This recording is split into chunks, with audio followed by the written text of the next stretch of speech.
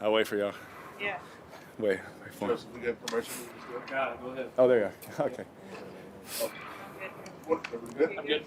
One of the things you guys have talked about is, moving on. Like the game's over, you move on to the next one. Yes. It's so hard to do, but there was something different about the locker room in LA. I mean, it was a really down, and it should be. I mean, obviously, the loss of that. How is it more difficult after something like that to move on? Yeah, I think having a Thursday game, having those extra days was good for the team. I think after the little win streak that we went on, the expectations are just so high. We see, how hard it is to do it right all the time, and our expectation was, man, now okay, we're not that you want to say you have it figured out, but you're like, man, we're getting the system down, we're getting things down, and knowing that it's pro football, and sometimes that's going to happen, and you're going to be flat one time, and it's not going to be what it should have been. And I think that because of the expectation, because of the success we had prior to that you felt that everyone's pissed off a little bit, and rightfully so. Honestly, I was much more pleased with that reaction than I was with a different reaction earlier in the season. So to see that means people care. Is that the Colts game? I think so. It might have been that one. Derek, without this season is gone, there's been a lot of speculation about your future as an individual. And it's not something that's necessarily new to you, looking out the last few years. No. But Yeah. When you're in the season and in the moment, do you pay attention to or kind of think about what could be next? For myself, just kind of being a human. To be honest, like during the season, I don't. I've always tried my best to, as I've gotten older in my career, just eliminate all of those things. Gru would always tell me, he said, all of those things are going to happen when you play quarterback in the NFL. Whenever you have a bad, stretch of games or, losing stretch of games or anything like that, that stuff's going to happen. And so for me, I don't. I should have been traded for 8 years now, So, it's just, it is what it is. And we have passionate fans and we have passionate people that they just want to see us win. And so when we don't, obviously they get mad and they think, well, then we got to fix something and stuff like that. And you can understand that as fans. But this is the most complex game in the world. And so sometimes you just got to understand, like our opinions really don't matter. There's facts that you're trying to learn from coach, and we're trying to do the systems right. And you just try your best as an athlete just to keep your eye on what you're supposed to do and what you can control. And so that's how I've always been. And so as I've gotten older, it's been, I would say, definitely easier, because once you've heard it once, I've heard it a million times, And so I was supposed to be gone, like I said, 8 years ago, and I'm still here. Stemming from that, though, you guys potentially getting Darren and Hunter back this week was really the first time since week 2 that you potentially have all your skill position guys out there. How big is this last 4-game stretch to show what you guys maybe could have done over the course of the entire season if you had their group together? Yeah, I mean, my hope is that they get to play. Whenever they're allowed to, whenever they get more reps and get their reps in practice, that's up to coach and that's up to Cortez and everybody. Like, for me, I would love to be able to see what it could be like, and if we can just start getting better and see what that looks like. See what it looks like when everyone's there and what we planned on it looking like. That would be nice, but it's the NFL and that doesn't always work out that way. There are, people put out the scenarios of if this happens and you guys do what you do. Like, there's a lot to kind of process on that. But is that glimmer of it's not out, it's not over, is that does that still drive you guys? Is that still something you look at and say, hey, look, there's still a possibility?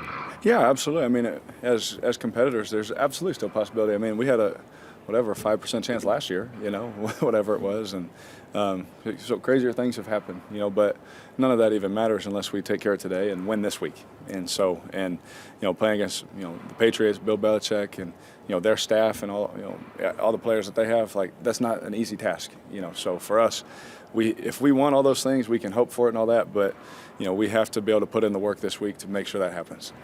You said in the past a lot how much you enjoyed watching the Patriots offense when Josh was there and you took things away from it. You've had almost a full year with him now. Yeah. I'm wondering now at this point, where has he kind of lived up to the expectations that you thought, and where has it been just totally different working with him for a year? Yeah, I mean, different. It's a different system than I've ever been in. That for sure. But once you're in it, you see why they've been so successful, and you see. I think the most impressive thing that I've seen is with all the injuries, to the skill guys and, all of those things, the plan that he had in place, watching him maneuver that plan and try and, score points and win games, without what he thought was going to be there for, 6 months prior to that, And so watching him be able to do that, again, no one really cares unless you win, but watching what he's been able to do, with that and, how tough it's been on him, to try and figure those things out, you see why, they won so much when they were there. Derek, one of the things throughout the season is your offense can get down the field very well. However, the red zone has been kind of one of the Achilles heels of the offense. Mm-hmm. What are some things that you guys feel like you can do to get better in the red zone? And how much does the return of a Darren or a Hunter help in that regard?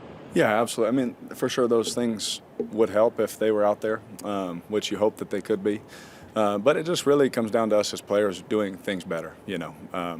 We broke down all the plays in the red zone, and it's clear, if we do this, if you do this, if you do this, and Josh, he's always told it like it is, and you can't leave that meeting and be like, man, it's not that. It's like it's obvious.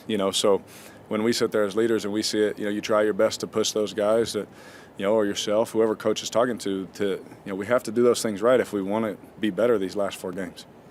Look at the Pats defense. What did you notice kind of from the defensive front specifically, kind of different things they do up there? Oh, man, they're very powerful inside.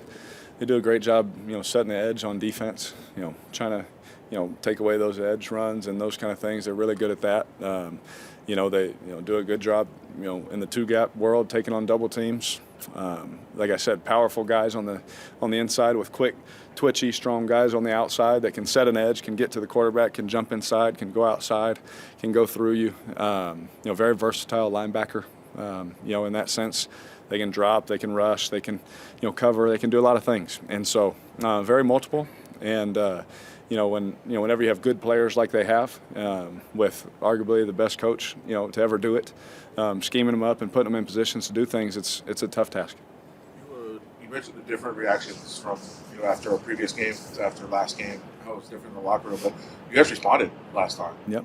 I mean, you came out of it really well. Do you think similarly this same kind of thing from whatever that was in the locker room last week could kind of boost you guys forward now? I do. It's because the urgency, to win, the urgency to want to do it right, the urgency to do the right things.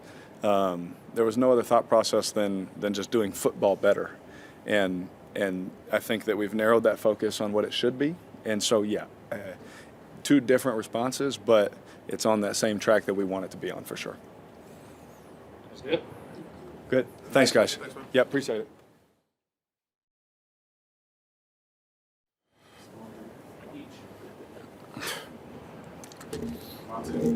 Pretty frustrating end to the game last Thursday. You guys had a great amount of time off. Well, the spirits are definitely more up than they were after the game. That's for sure. But I don't know. I think based off the look of it, definitely a good response. But the only response that really matters on Sunday. So let's make sure everybody got the right energy, and it's already starting to slip from my memory, so I can let that go a little bit and then just move on. But better we can move on and jump back into it, the better off we'll be. And this week, you guys got Darren and Hunter back out there practicing full for the first time in a long time. Have you given a thought toward what you guys can do as an offense with the skill position group coming together really for the first time since week 2? Well, we've been putting the thoughts together for months and months now, so it's about just making it, real action, and doing something about it once we get out there and going to make plays. We definitely scheme up. We got a good plan in so far, and I think those guys have put in the proper steps to make sure that they're back and ready to go now. So it's just about the execution. Is there a right way to handle a loss? I mean, is there, have you learned through your career what you want to see from your team or how you're supposed to handle it?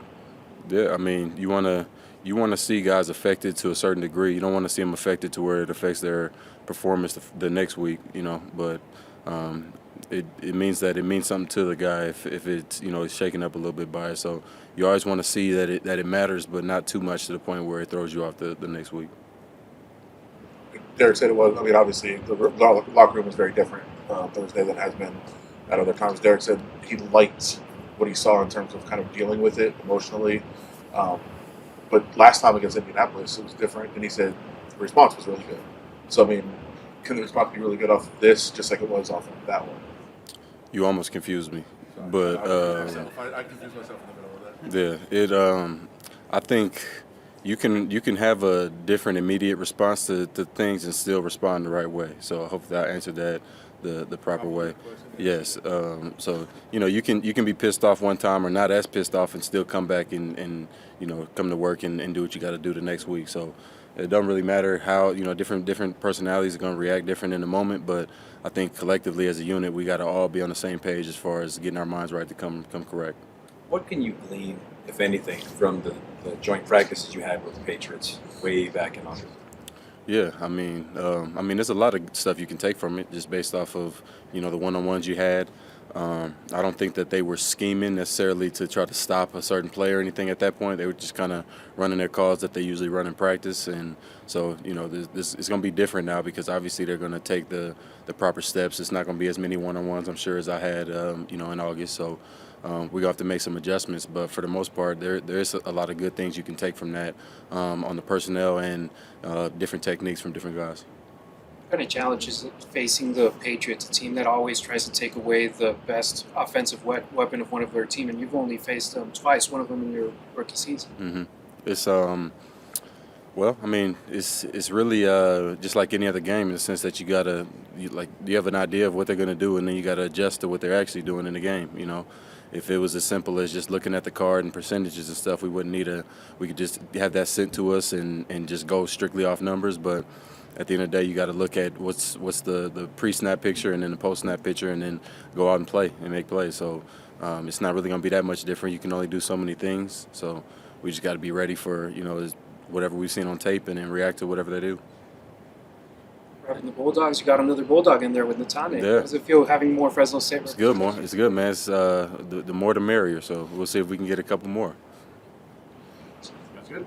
That's it. All right. Thanks for sitting.